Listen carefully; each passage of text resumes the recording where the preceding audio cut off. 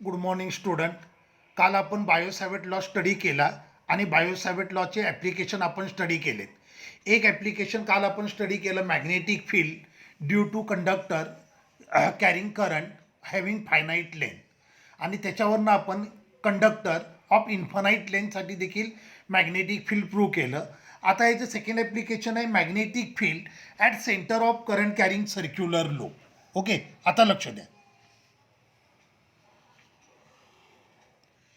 हे circular loop आहे which carry current I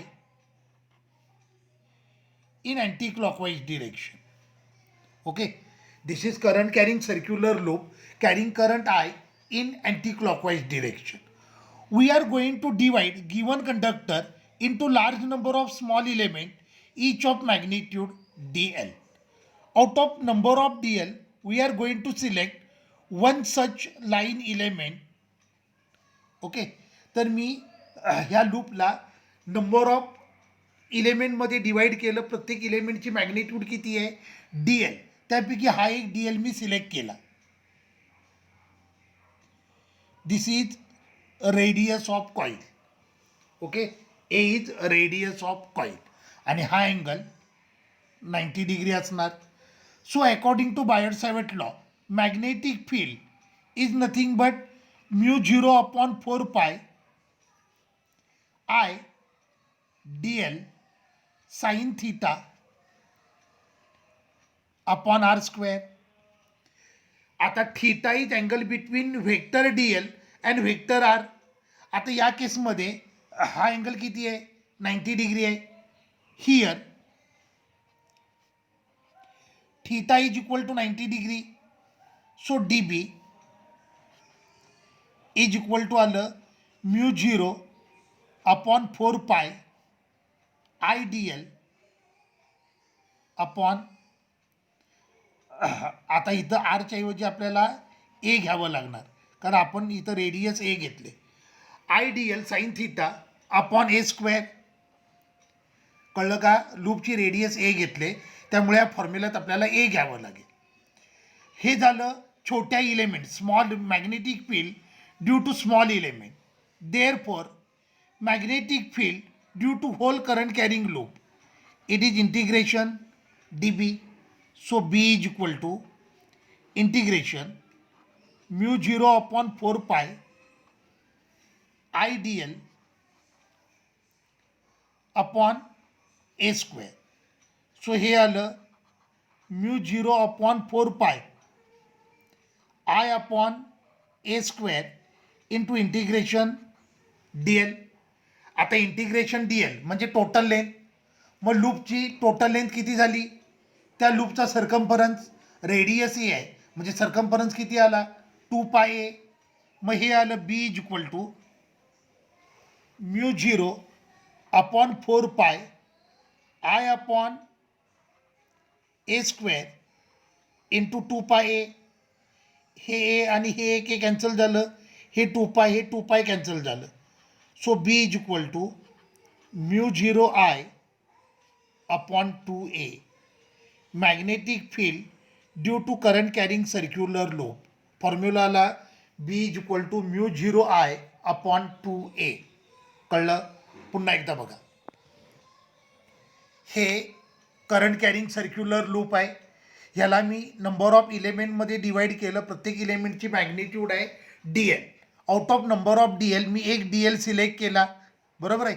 मग बायोसॅवर्ट लॉ अप्लाय केला. D B is equal to mu 0 upon 4 pi I D L sine theta upon R square. R म्हणजे observation पॉईंटचं distance from centre. मग आता सेंटरपासून observation point आहे, आपला current element आहे, तो किती डिस्टन्सवर आहे, ॲट अ डिस्टन्स आहे. आपल्याला ह्या लूपच्या सेंटरला मॅग्नेटिक फील्ड डिटर्माइन करायचं आहे. म्हणजे ऑब्झर्वेशन पॉईंट म्हणजे लूपचं सेंटर झालं. लूपच्या सेंटरपासून हा करंट इलेमेंट किती डिस्टन्सवर आहे, ए.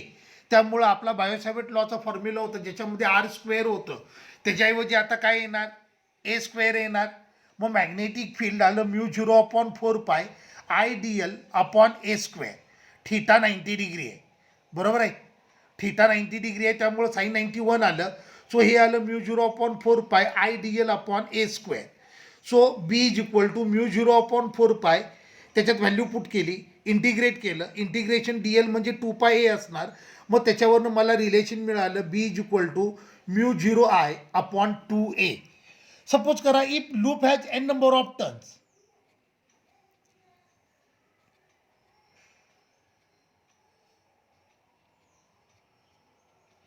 if loop has n number of turns, then magnetic field आलं μ0 ni upon 2a. Magnetic field किती आलं μ0 ni upon 2a. Okay, A म्हणजे रेडियस ऑफ लूप, आय म्हणजे current flowing through loop, N म्हणजे number of turns. Clear झालं. तर हे झालं magnetic field due to current carrying circular loop. आता याला थोडंसं मी जेई नीटसाठी ॲडजस्ट करतो फॉर्म्युला. आता हे बघा, बी इज इक्वल टू आपला फॉर्म्युला आहे B is equal to μ0I upon 2a. ह्याला मी 2π न मल्टिप्लाय डिवाइड करतो.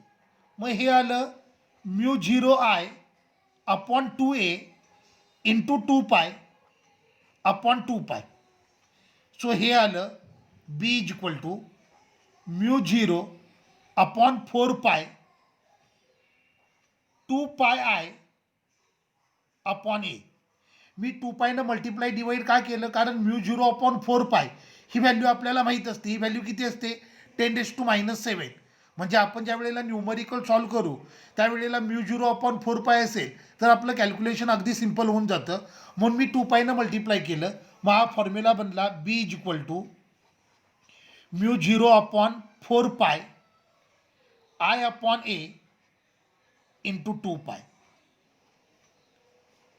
आता गंमत बघा, magnetic field due to whole current carrying circular loop. आता पूर्ण जर लूप असेल तर त्याच्या आतमध्ये अँगल किती बनेल 2π.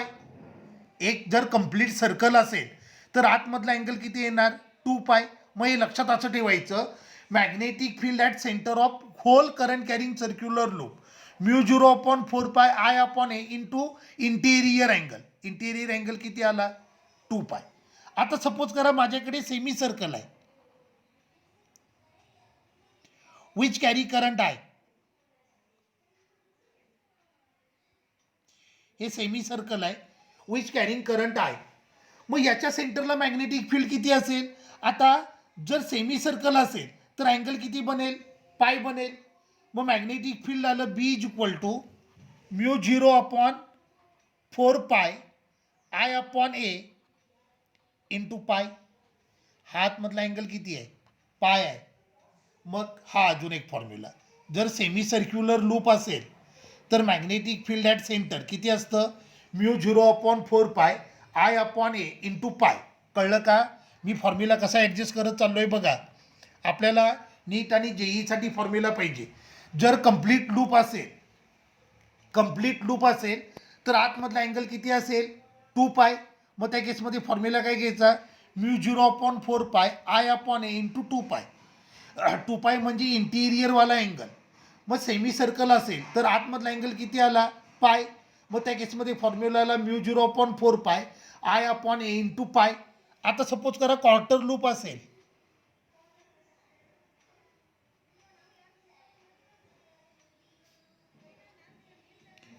क्वार्टर लूप असेल तर मग मॅग्नेटिक फील्ड किती आलं μ0 अपॉन 4π I अपॉन ए. आता इथे अँगल किती बनला π/2.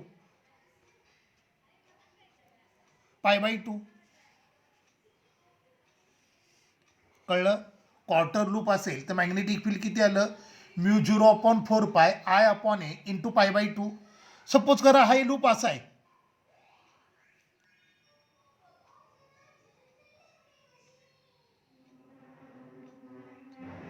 ह्या लूपचा एवढा पोर्शन रिमूव्ह केलाय.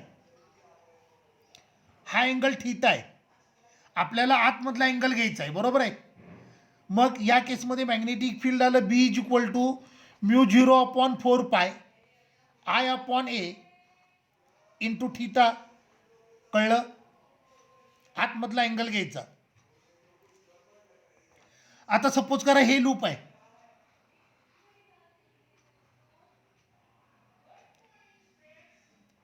याचा जो पोर्शन रिमूव्ह केला आहे हा थीटा आहे, म्हणजे ऑब्व्हियसली आतमधला अँगल किती येणार, 2π मायनस थीटा येणार.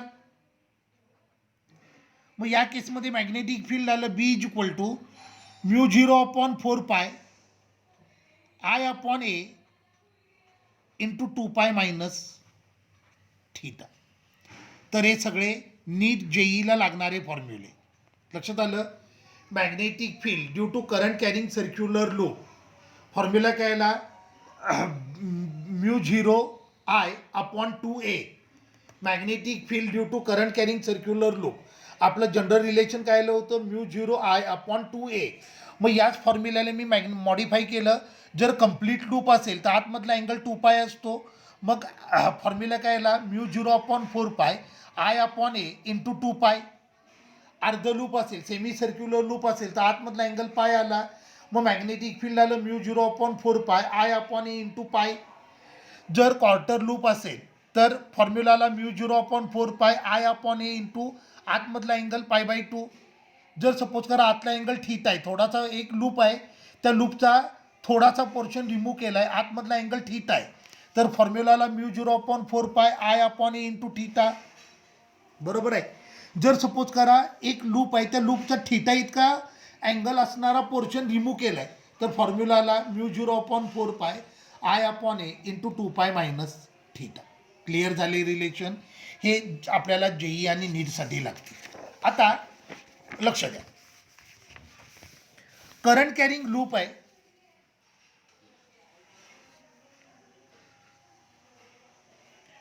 Which carries current in anti clockwise sense.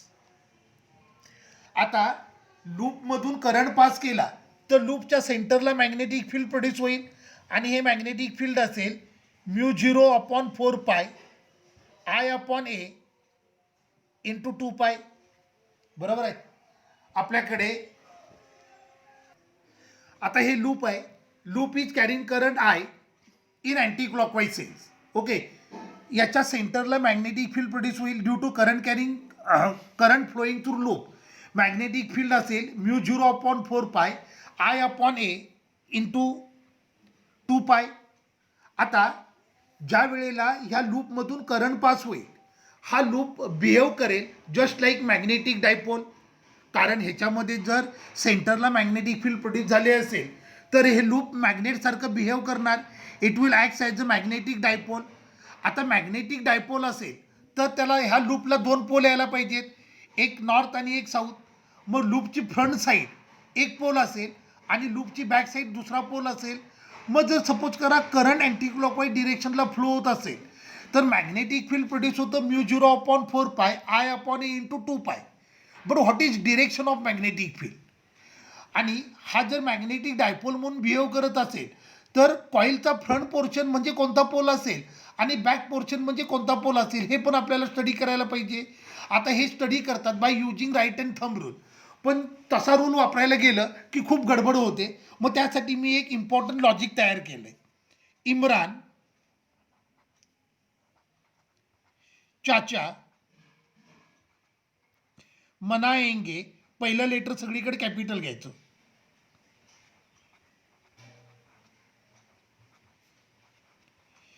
फिर से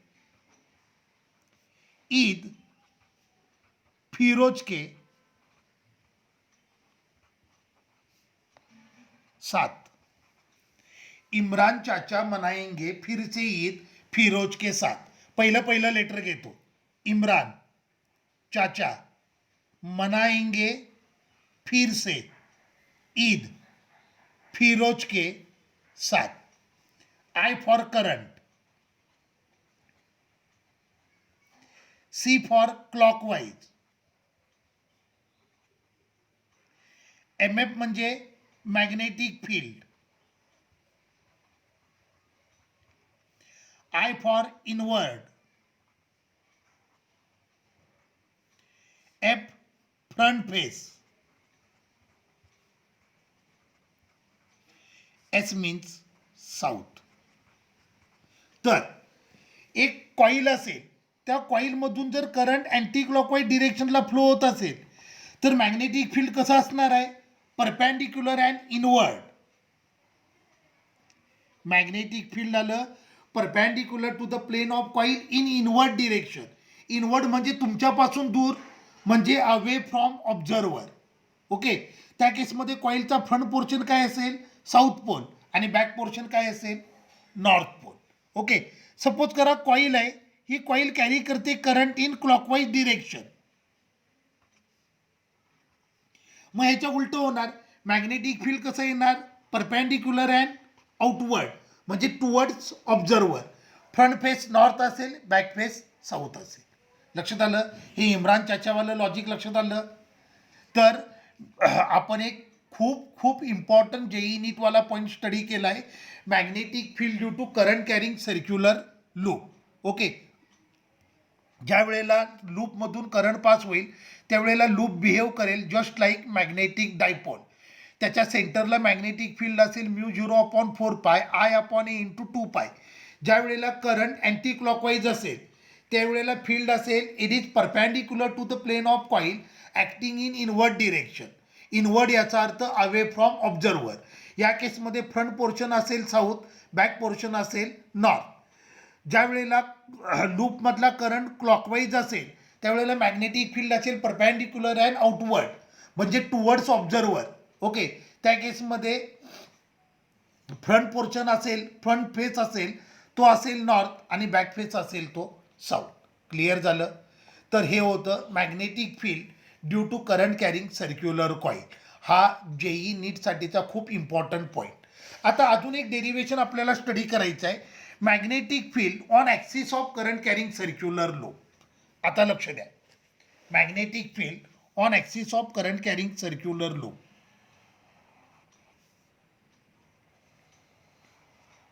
हे सर्क्युलर लूप आहे which carrying current I in anti-clockwise direction. A is radius of loop.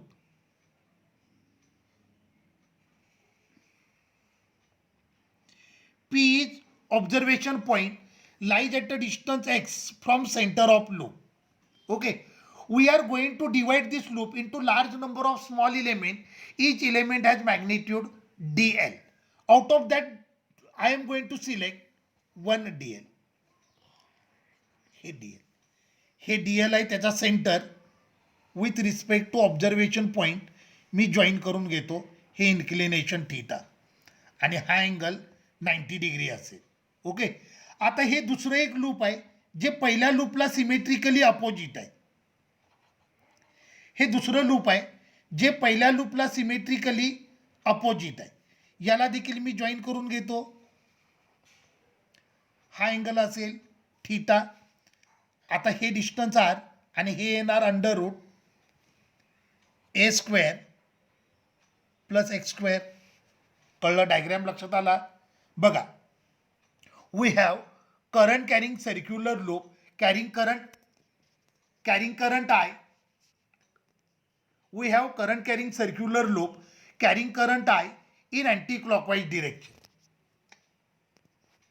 एक मिनिट, थोड़ा कैमरा आलाय लागलाय. A current carrying circular loop which carrying current I in anti-clockwise direction. Okay, A is a radius of loop. P is observation point lies on axis of loop at a distance x from its center. At that point we are going to determine magnetic field. For that purpose we are going to divide given loop into large number of small element. Each element has magnitude dl. Out of number of dl we are going to select one dl which is at a distance r from observation point. So r आलं according to Pythagoras theorem under root a² plus x². Another loop another current element me consider केलं which is symmetrically opposite to first one. याला देखील मी join करून घेतलं with respect to observation point. आता नीट लक्ष द्या. Magnetic field produced at observation point due to current element dl is vector db. Okay, हे जे करंट इलेमेंट आहे यानं प्रोड्यूस केलेलं मॅग्नेटिक फील्ड किती आहे, db, जे XY प्लेनमध्ये आहे. मग ऑब्व्हियसली आता XY प्लेनमध्ये असेल तर ह्याला आपल्याला दोन कंपोनंटमध्ये रिझॉल्व करावं लागेल. हा अँगल थिटा असेल तर हा अँगल पण थिटा येणार. मग हे आलं डी बी कॉस थिटा आणि हे आलं डी बी साइन थिटा. आता हे जे सिमेट्रिकली अपोजिट इलेमेंट आहे याचं मॅग्नेटिक फील्ड असं येणार डी बी. हे देखील एक्स वाय प्लेनमध्ये आहे. मग ह्याला मी दोन कंपोनंटमध्ये रिझॉल्व करतो. म्हणजे हे आलं डी बी कॉस थिटा, तर हे आलं डी बी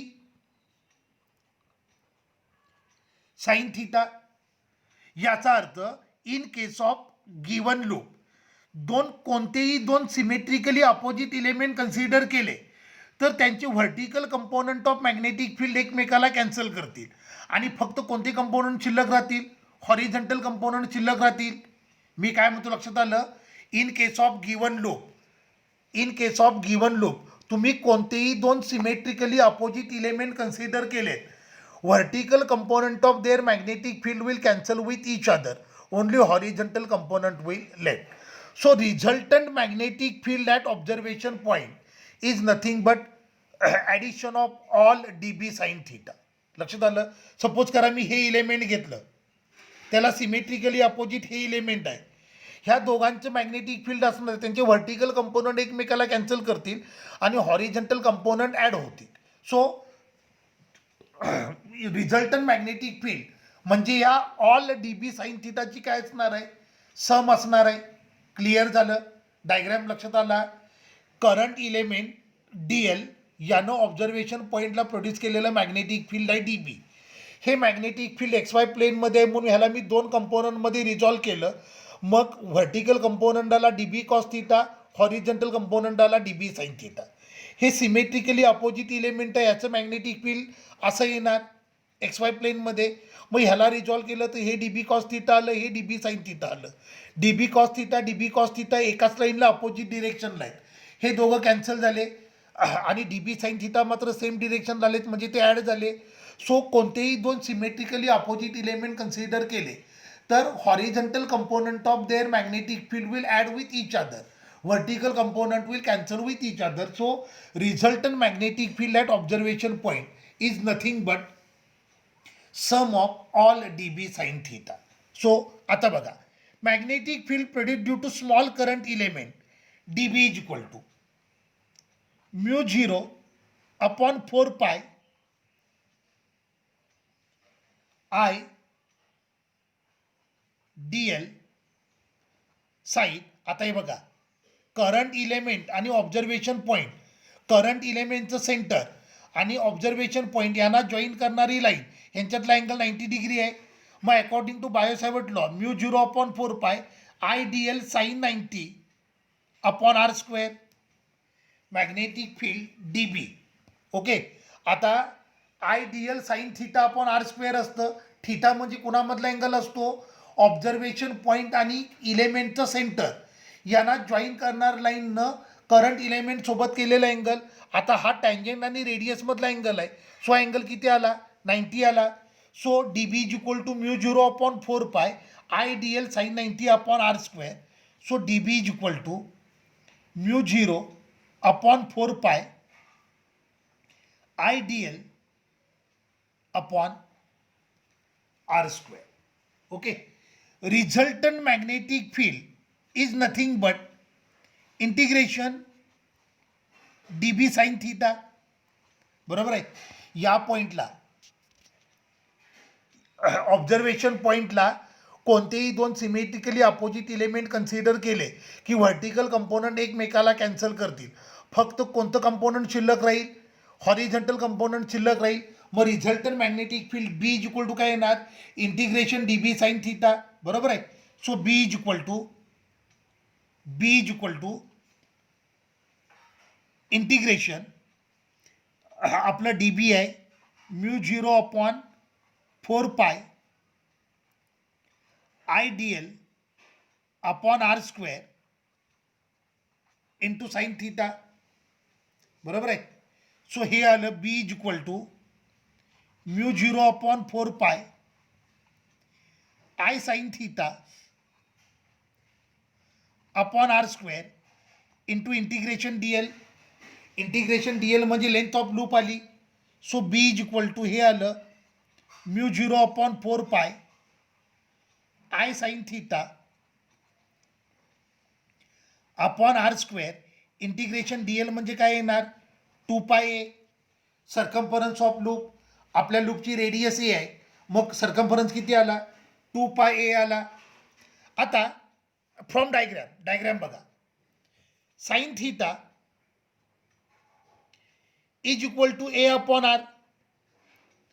मग बी मध्ये पुट करतो. Therefore B is equal to mu 0/4 I sine theta म्हणजे A upon R into R square into 2πa.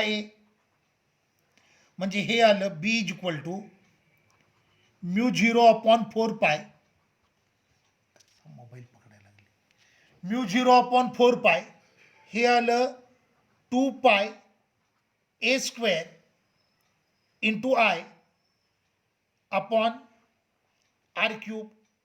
But R म्हणजे काय, R is equal to under root A square plus x square आहे. मग हे आलं B is equal to mu 0/4 2πa square upon, आता R cube आहे, under root म्हणजे raise to half, म्हणजे हे आलं A square plus x square bracket raise to 3/2. This is formula for magnetic field produced at observation point due to current carrying element.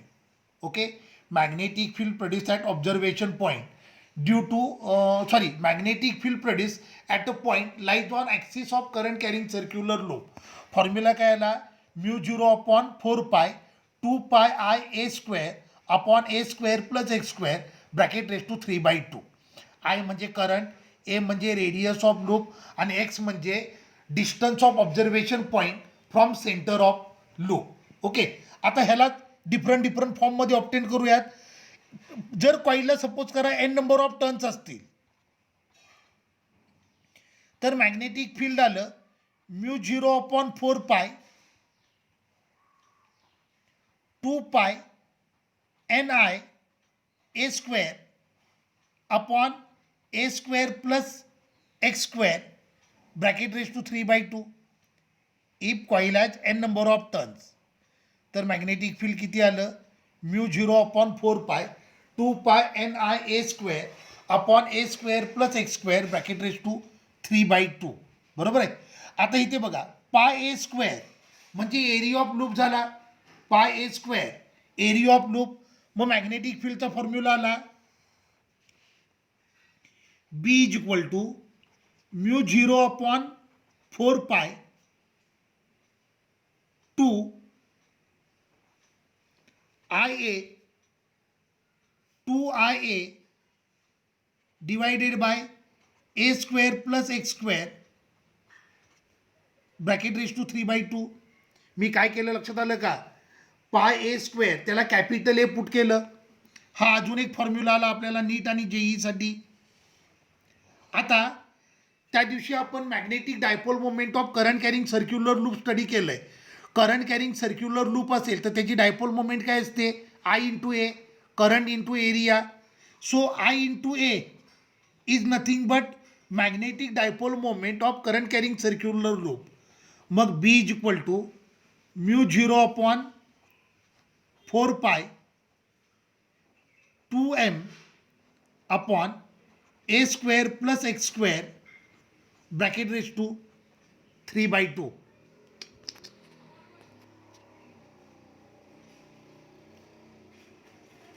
हा अजून एक formula.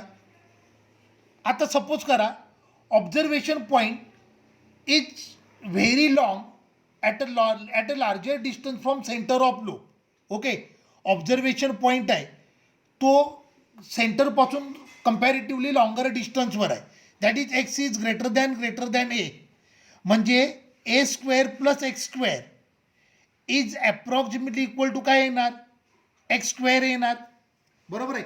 मग ह्याच्यामध्ये पुट करतो बी इज इक्वल टू, मग रिलेशन मला मिळालं म्यू 0/4